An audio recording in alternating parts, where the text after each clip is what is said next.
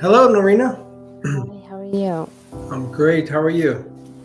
I'm okay. Okay. Hey, my apologies on the my assistants were telling me that you've been trying to get in for a while, and Yeah, yeah, and you like so many others. I wish I could get you guys all in, but I'm sure. I'm we're sure. we're booked out for 3 months on out. So we got to try to get people in according to like either they wait till the end or we got to do it through a Right. cancellation process and so forth. So I'm trying to get people in and Okay. out and so forth. So That's my good. apologies. Okay. So glad to see you though. Now, how can I help you?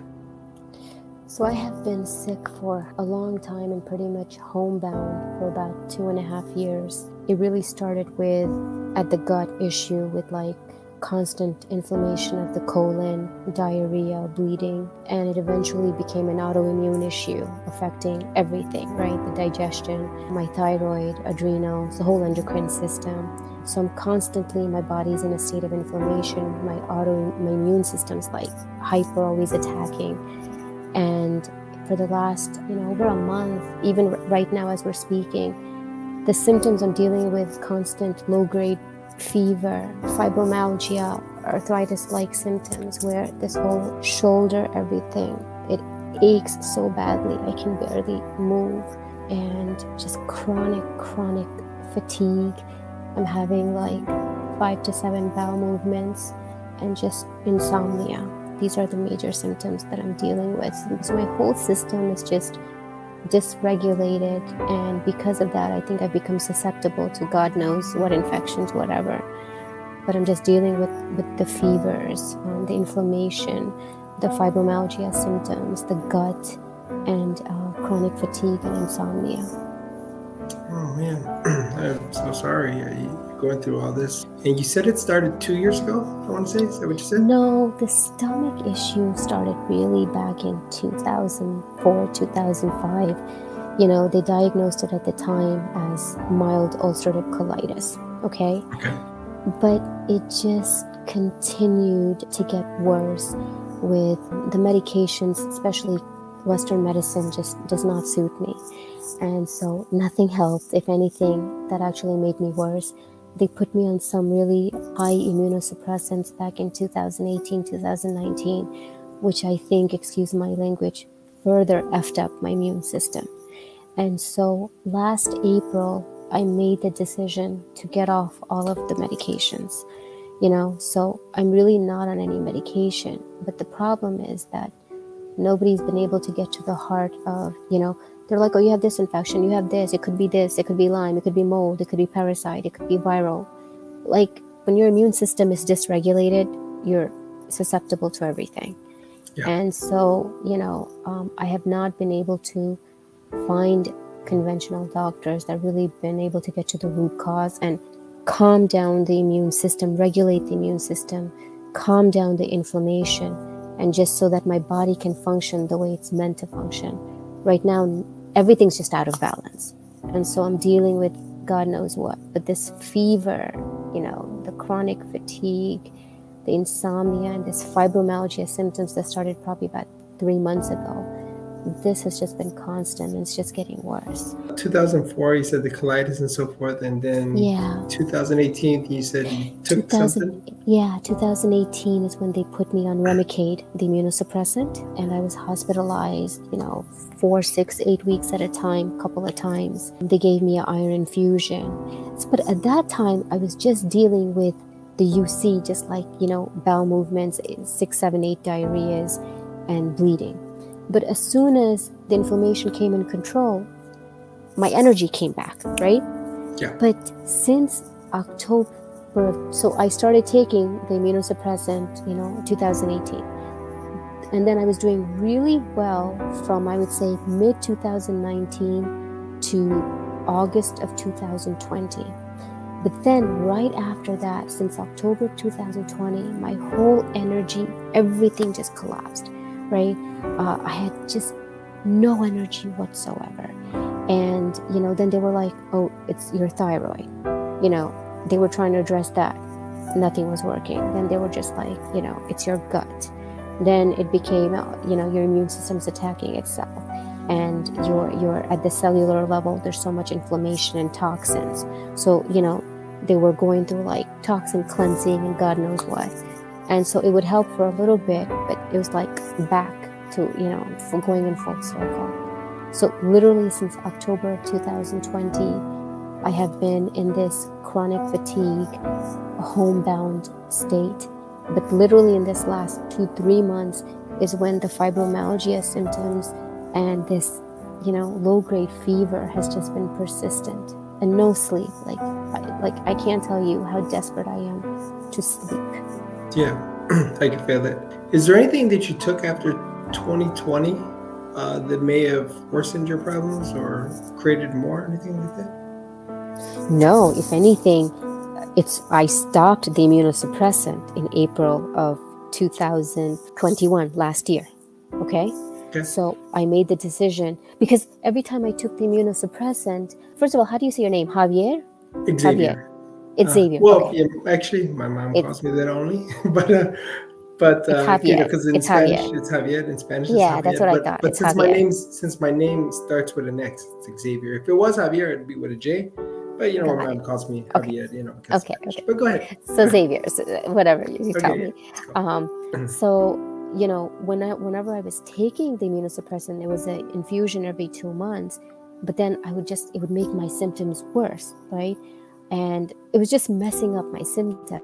I mean, one thing I can tell you is just conventional medicine really is not working for me. And whatever is the reason, whether it's supplements, any medications, my body's just not accepting. Food, I have to be so careful what to take, not take, right? I've stayed away from like dairy, corn, soy, nut, but it's just getting worse and worse.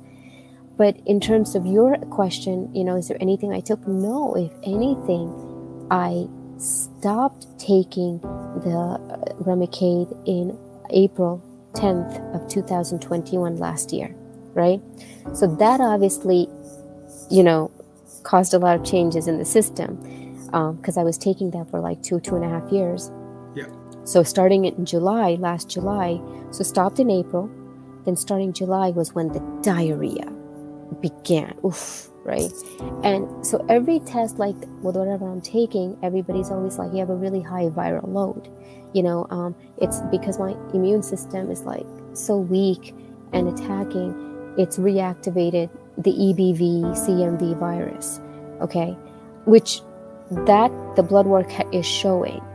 The thing is, like anything that I'm taking right now to address it, I'm just having persistent low-grade fevers and these symptoms I told you. Yeah. How about did the COVID stuff affect you or anything like that? It's funny. I think I was already immunocompromised and weak. And I think after I took the second shot, I think things did get worse. I do think things did get worse after the second shot, for sure. I can't prove it to you, right? But because I can't, right? I can't. I mean, I was already in a very fragile state. Like I said, I was homebound since October 2020. Because of everything that was going on, it's really took a toll on my whole gut and the endocrine system. Like if you look in my blood work, thyroid's not functioning, adrenal fatigue, my estrogen, progesterone, testosterone level is non-existent. I mean, not low, it's non-existent, right? And until all of these things come in balance, nothing's really going to work on its own. Right. Yes, I get that. And you took the words out of my mouth. Yeah, you took the words out of my mouth. The first time I didn't have to say nothing, but you did it. You're right. You're right on, actually. Okay. Well, so you've probably seen our videos and so forth online, correct? You've probably seen our videos before? Okay, cool. I've seen one, yeah. Oh, okay. Well, one's pretty much all it takes. But anyway, I was just asking for direction purposes. Because how it works is, what I'm going to do is, when do we get started? Not now. We'll both close our eyes. You'll sit somewhere where you're comfortable. Okay. So, where you could sit back, and relax, without, trying to strain your back to sit up straight. Right. We'll both close our eyes when we start. You could ask me, not ask me. You could say anything you want to say. If you have questions or you feel something or whatever, I could still hear you. I just won't open my eyes until I'm done. Once I'm done, I'll say, okay, I'm done. Okay. Now, if you want to open your eyes, that's fine. You could do that. But if you don't, that's fine too. You don't have to. I'll wait for you. You'll be surprised. Some people don't. Some people don't for a while, and some people do right away. Everybody's different. So Okay. I'll wait for you and so forth, but I will let you know, okay, I'm done. Okay. And then we'll go from there, okay? Sure. Okay. So, all right. You close your eyes now.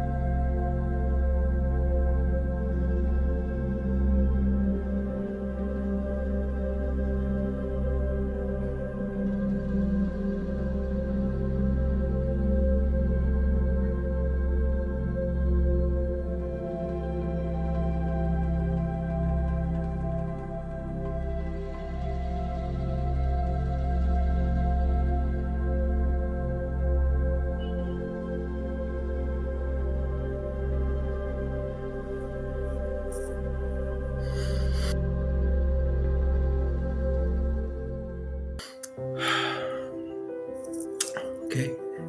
How do you feel? Maybe just in this last 30 seconds, 1 minute, I felt like a slight tingling here. Good.